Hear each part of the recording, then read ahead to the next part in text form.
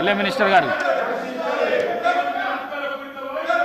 అధ్యక్ష, ఈ సందర్భంలో నేను గౌరవ సభ్యులకి తెలియజేస్తా ఉన్నాం అధ్యక్ష.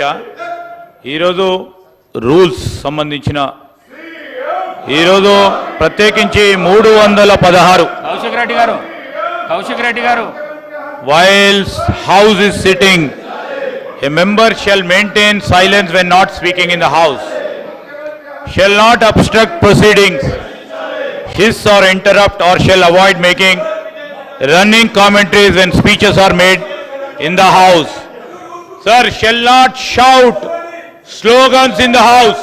Sir, అధ్యక్ష, సీనియర్ శాసన సభ్యులు ఉన్నారు. రూల్స్ గురించి మేం చెప్పనక్కర్లేదు. దాంట్లో ప్రత్యేకంగా శాసనసభ వ్యవహారాలకు సంబంధించిన 10 సంవత్సరాల పాటు ఇద్దరు మంత్రులు కూడా ఉన్నారు. నేను వారి ద్వారా వారి సభ్యులను కూడా కోరుతా ఉన్నాం.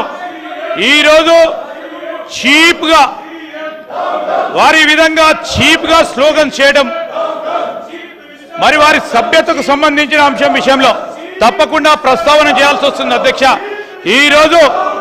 ఈరోజు వారి బిహేవియర్ చూడండి అధ్యక్ష.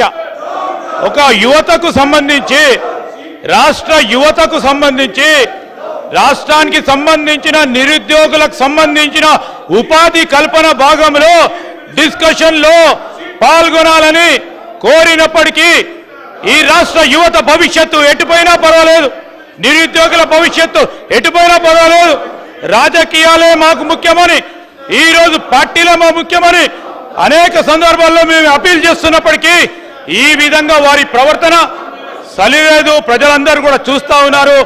ఈరోజు నేను దయచేసి వారిని సహకరించమని కోరుతా ఉన్నాను. మీకు అవకాశం ఇచ్చినప్పుడు, స్పీకర్ గారు అవకాశం ఇచ్చినప్పుడు మాట్లాడడానికి అవకాశం ఉంటుంది కనుక నేను మరొకసారి వారిని కోరుతా ఉన్నాను. ఎంఐఎం సోదరులు వారు ఆలోచనలు ఇచ్చే ఆలోచన పొద్దున వేసి వచ్చినారు. ఇక్కడ గౌరవనీయులు బీజేపీ ఫ్లోర్ లీడర్ గారు మహేశ్వర్ రెడ్డి గారు ఈరోజు ఒక మంచి ఆలోచనతో కాంగ్రెస్ బీజేపీ ఐడియాలజికలీ ఈరోజు సిద్ధాంతపరంగా దూరంగా ఉన్నప్పటికీ రాష్ట్ర భవిష్యత్తు గురించి, రాష్ట్ర యువత భవిష్యత్తు గురించి వారు ఒక బాధ్యతగా వారి ఆలోచనలు చెప్పడం జరిగింది. మేము ఎంఐఎం వారిని, అదేవిధంగా సిపిఐకి సంబంధించిన పెద్దలు ఉన్నారు, సాంబశివరావు గారు, వారి ఆలోచనలు, మీ అందరి ఆలోచనలు తీసుకొని ఈ బిల్లును ఆమోదం చేసుకునే ముందుకు వెళ్ళటం జరుగుతుంది. దయచేసి ఇప్పటికైనా యువకులున్నారు, యువతకు సంబంధించి మీ అందరినీ కూడా వారి వాయిస్ను వినిపించడానికి మీ అందరినీ కూడా శాసనసభలో మరి అపోజిషన్గా ఉండండి. ఏదైనా కన్స్ట్రక్టివ్ క్రిటిసిజం చేయడానికి మీకు అందరికీ ఆస్కారం ఇస్తే, యువత స్లోగన్స్ ఇవ్వడానికి కాదు. ఈ శాసనసభలో యువత అనేది యువతకు నిజంగానే ఒక రిఫ్లెక్షన్గా ఉండే కార్యాచరణ తీసుకోవాలి. ఆ యువతకు సంబంధించి మేము యువకులము, ఆ యువతకు సంబంధించి మా రాష్ట్రానికి సంబంధించిన యువతకు ఒక రిఫ్లెక్షన్గా ఉండే బదులు స్లోగన్స్ ఇవ్వడానికి ఈ ప్లాట్ఫామ్ కాదు అధ్యక్ష. దయచేసి నా యువ మిత్రులందరినీ కూడా కోరుతా ఉన్నాను.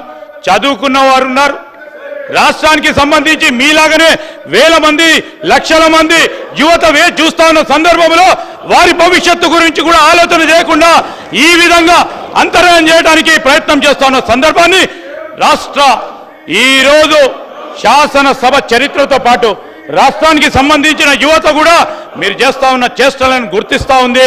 దయచేసి ఇప్పటికైనా అర్థం చేసుకొని మీరు సహకరించమని కోరుతా ఉన్నాను అధ్యక్ష.